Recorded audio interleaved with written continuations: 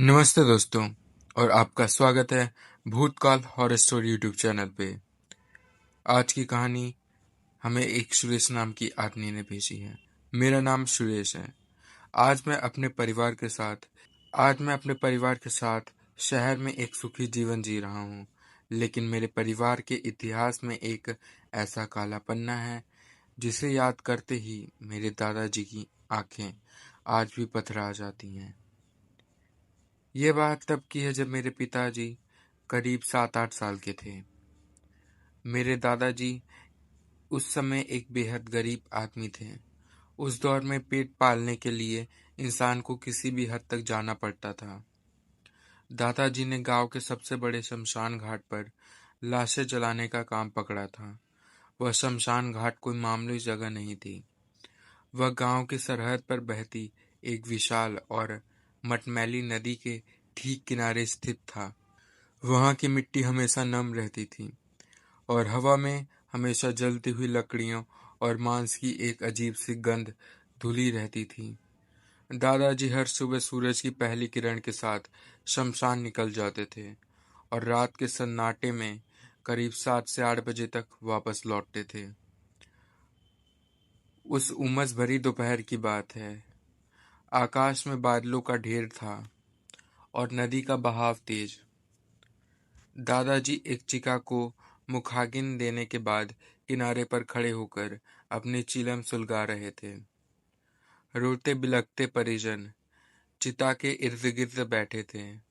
तभी दादाजी की नजर पानी के बीच कोई चीज पर पड़ी। लहरों के साथ कोई सफेद और नीला सा कपड़ा बहता हुआ आ रहा था। पहले उन्हें लगा कि शायद कोई फेंका हुआ कचरा है, लेकिन जैसे जैसे वह आकृति पास आई, दादाजी का दिल दहल गया। वह एक छोटे बच्चे का शरीर था। बिना एक पल सोचे दादाजी ने उफनती नदी में छलांग लगा दी। घाट पर मौजूद लोग सन्न रह गए। दादाजी ने पानी के कप थपेड़ों दादाजी ने पानी के थपेड़ों से लड़ते हुए उन नन्हे शरीर को पकड़ लिया और खींचकर किनारे पर ले आए। बच्चा मुश्किल से 5 या 6 साल का रहा होगा। उसका पूरा शरीर नीला पड़ चुका था। आंखें अध खुली थीं और चेहरे पर एक अजीब सा खालीपन था। वह मर चुका था। उस जमाने में पुलिसिया कार्रवाई का ज्यादा चलन नहीं था। लोगों का मानना था कि नदी बहुत लंबी है। शायद कोस दूर किसी गांव का बच्चा डूबकर यहाँ आ गया होगा। लोगों ने मशवरा दिया कि इस बच्चे को भी किसी चिता पर रखकर जला दिया जाए, लेकिन दादाजी के अंदर का इंसान जाग उठा। उन्होंने भारी आवाज में कहा, शास्त्रों के अनुसार इन छोटे बच्चों की देह को जलाया नहीं जाता, उन्हें मिट्टी दी जाती है। सबकी सहमति से शमशान के एक कोने में खड़े सदियों पुराने विशाल बरगद के पेड़ के नीचे उस बच्चे को दफना दिया गया। उस शाम जब दादाजी घर लौटे तो उनका मन भारी था। उन्होंने यह सारी बात मेरी दादी को बताई। कोने में बैठा मेरा छोटा सा बाप भी उत्सुकता और डर के साथ यह सब सुन रहा था।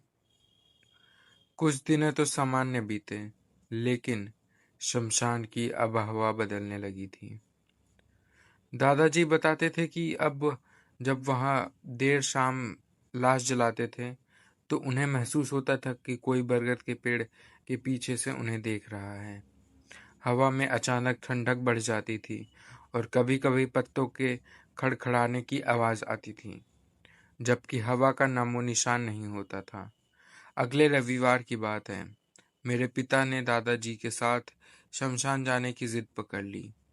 दरअसल शमशान के पास ही पिताजी के एक स्कूल के दोस्त का घर था। पहले तो दादाजी ने मना किया, पर छुट्टी का दिन होने के कारण वह मान गए। दादाजी ने पिता को उनके दोस्त के घर छोड़ा और खुद काम पर चले गए। उस दिन काम बहुत ज्यादा था। शाम ढलते ढलते आसमान गहरा सिंदूर और फिर काला पड़ गया। दादाजी को रह रहकर बेचैनी हो रही थी। जब वह घाट का आखिरी मुआयना करने निकले तो उनकी टॉर्च की रोशनी उस बरगद के पेड़ पर पड़ी। वहां कोई खड़ा था। दादाजी का दिल जोर से धड़का। वह उस जगह नहीं जाना चाहते थे, क्योंकि उस पेड़ के नीचे उस बच्चे की कब्र थी। लेकिन हिम्मत जुटाकर जब वह पास पहुंचे तो उनके पैरों तले जमीन खिसकी हुई। वह मेरे पिता थे। वह दीवार की तरफ मुंह कर कर खड़े थे और अपने नाखून से मिट्टी खरोच रहे थे। दादाजी ने झपट कर उनका हाथ पकड़ा और खींचकर पूछा, यहाँ क्या कर रहे हो तुम? मैं तुम्हें दोस्त के घर छोड़ा था ना। पिता ने कोई जवाब नहीं दिया। उनकी आंखें शून्य में ताक रही थीं। दादाजी ने उन्हें एक जोर का थप्पड़ मारा। थप्पड़ पड़ते ही पिताजी किसी गहरी नींद से जागे। वह कांपने लगे और रोते हुए बोले, बापू, बापू, मैं तो आपका इंतजार कर रहा था। दोस्त के घर अंधेरा होने लगा तो मैं यहाँ आ गया। यहाँ आया तो इस पेड़ के पीछे एक छोटा सा लड़का था। वह मुझे बुला रहा था। उसने कहा कि उसे बहुत ठंड लग रही है। दादाजी के शरीर से शिहरन दौड़ गई। वह कोई बच्चा नहीं था। उन्हें तुरंत पिताजी का हाथ पकड़ा और लगभग घसीटते हुए उनको घर की तरफ लेकर भागे। रास्ते में सन्नाटा इतना गहरा था कि उनके कदमों की आवाज भी गूंज नहीं रही थी। दादा को महसूस हो रहा था कि कोई उनके ठीक पीछे चल रहा है, हल्के हल्के नन्हे कदमों की आहट। घर पहुंचते ही दादाजी ने किवाड़ी चढ़ाई। वह बुरी तरह डरे हुए थे, पर अपनी घबराहट छुपा रहे थे। हमारा घर मिट्टी का था, 2 कमरे का छोटा सा आशियाना, एक रसोई का कमरा और एक कमरा जहां हम सब सोते थे। रात का खाना खाते समय पिताजी बिल्कुल खामोश थे। उनकी नजरें बार बार रसोई की छोटी सी खिड़की पर अटक जाती थी। अचानक सन्नाटे को चीरते हुए पिताजी की एक भयानक चीख गूंजी। वह थर थर कांपने लगे थे और अपना चेहरा तकिए में छुपा लिया। दादाजी और दादी घबराकर उनके पास भागे। पिताजी का शरीर भट्टी की तरह तप रहा था। उन्हें तेज बुखार चढ़ गया था। सिसकियों के बीच पिता ने बताया, बापू, बापू, खिड़की के बाहर वह छोटा लड़का खड़ा है। उसकी आंखें जलते हुए अंगारों की तरह लाल है। वह मुस्कुरा रहा था और कह रहा था कि मुझे भी भट्टी के नीचे ले जाएगा। पूरे कमरे में सन्नाटा छा गया। तभी घर की कच्ची दीवारों पर खरोंचने की आवाज आने लगी। ऐसा लग रहा था जैसे बाहर से कोई अपने नाखूनों से मिट्टी निकाल रहा हो। दादाजी ने हिम्मत दिखाई और खिड़की के पास गए। बाहर घना अंधेरा था, लेकिन दूर एक पेड़ के पास उन्हें 2 चमकती हुई लाल बिंदुएं दिखाई दी। वह कोई जानवर नहीं था, वह कुछ और ही था। दादाजी ने खिड़की बंद की और कांपती आवाज में दादी से कहा, बस सो जाओ, जो भी है सुबह देखेंगे। लेकिन उसी रात कोई सो नहीं सका। पूरी रात घर की छत पर छोटे बच्चों के भागने की आवाज आती रही और बीच बीच में एक भयावह हंसी पूरे वातावरण को चीर देती। सुबह तक पिताजी की हालत नाजुक हो चुकी थी।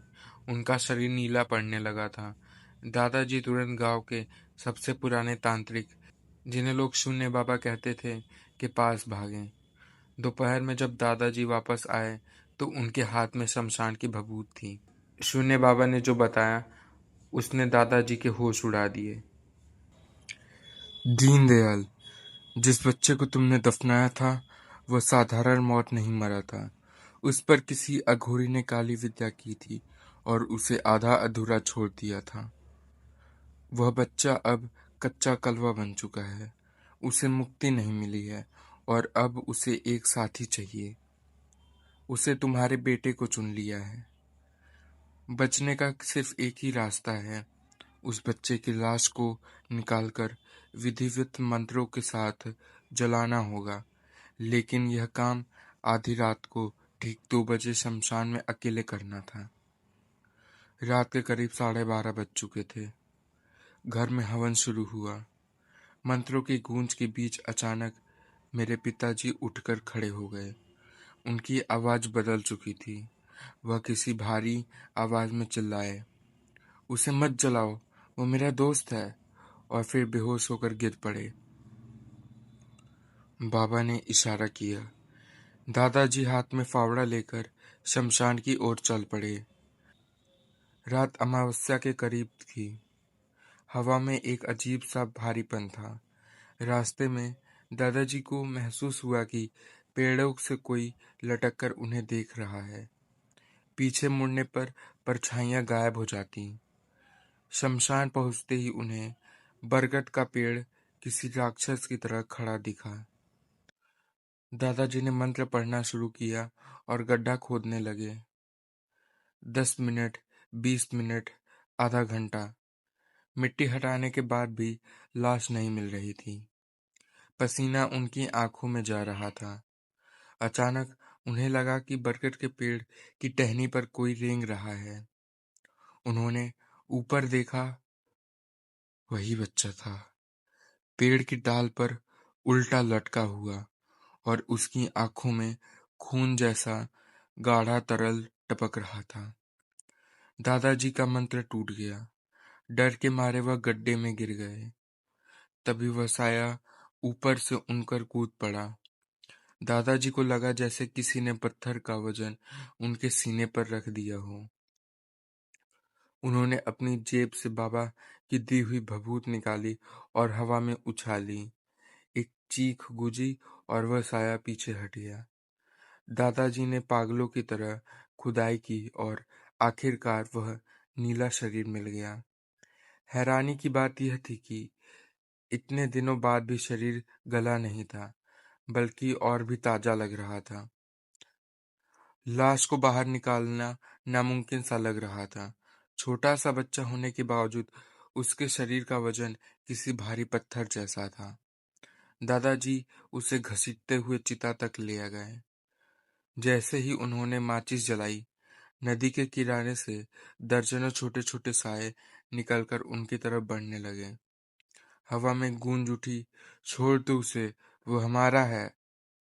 दादाजी ने आंखें मूंद ली और महामृत्युंजय मंत्र का जाप शुरू कर दिया और चिता को आग लगा दी। जैसे ही आग लग की लपटें उस शरीर से छूने लगी, एक ऐसी चीख निकली जिसने पूरे गांव को दहला दिया। आग की लपटें काली पड़ गई थीं और उनमें एक अजीब सा धुआं निकल रहा था। सुबह के करीब 5 बज रहे थे। दादाजी लड़खड़ाते हुए घर पहुंचे। घर के अंदर का दृश्य और भी डरावना था। दादी फर्श पर बेहोश पड़ी थी। बाबा के माथे से खून निकल रहा था। बाबा ने बताया कि जैसे ही दादाजी वहां से निकले, घर के भीतर मौजूद वह शक्ति हिंसक हो गई थी। उसने घर के बर्तनों को हवा में उड़ा दिया और दादी पर हमला कर दिया। लेकिन अब मेरे पिताजी शांति से सो रहे थे। उनके शरीर का नीलापन जा चुका था। उस दिन के बाद मेरे दादाजी ने कभी शमशान की तरफ मुड़कर नहीं देखा। उन्होंने उसी वक्त गांव छोड़ने का फैसला किया और शहर चले गए। आज भी कभी बारिश की रातों में बिजली कड़कती है, दादाजी खिड़की बंद करना नहीं भूलते।